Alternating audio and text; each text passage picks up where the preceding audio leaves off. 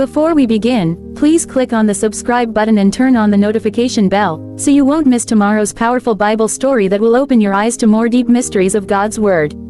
The book of Revelation is filled with visions, symbols, and mysteries that reveal the final events of this world. Among them stands one of the most terrifying and prophetic images ever given, the beast that rises from the sea.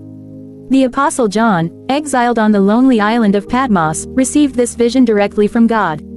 As he looked upon the sea, he saw something dark and dreadful emerging from the deep.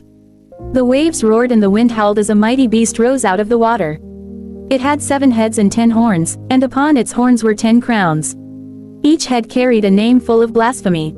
Its body was like a leopard, its feet like those of a bear, and its mouth like the mouth of a lion.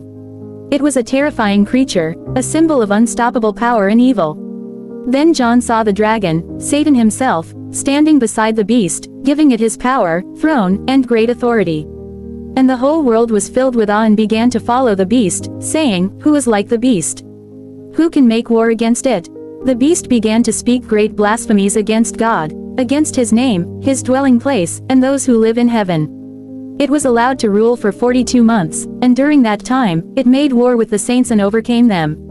But this wasn't just a creature, it represented a worldly system, a kingdom of power and deception that would rise in the last days, uniting the nations under one rule, one voice, and one false worship.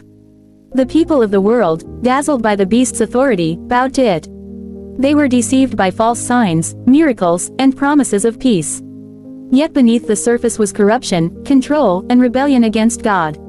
Then John saw another beast, rising out of the earth. This one had 2 horns like a lamb, but it spoke like a dragon. It looked gentle, peaceful and religious, but its words carried deception. This second beast made everyone worship the first one. It performed great wonders, even calling down fire from heaven to deceive the nations. It was this second beast, often called the false prophet, that forced people to receive a mark on their right hand or forehead. Without this mark, no one could buy or sell. It was called the mark of the beast, the number of man, 666. And so began one of the darkest times in human history, a world controlled by fear, power, and deception. Those who refused to take the mark were hunted, persecuted, and killed. Yet, even in this chaos, God's people stood firm. They refused to bow. They declared, "The Lord is my God, and I will serve him alone."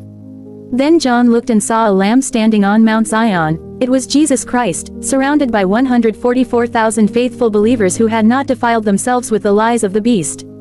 They sang a new song that no one else could learn, a song of victory, purity, and redemption. The heavens opened, and John saw angels flying across the sky,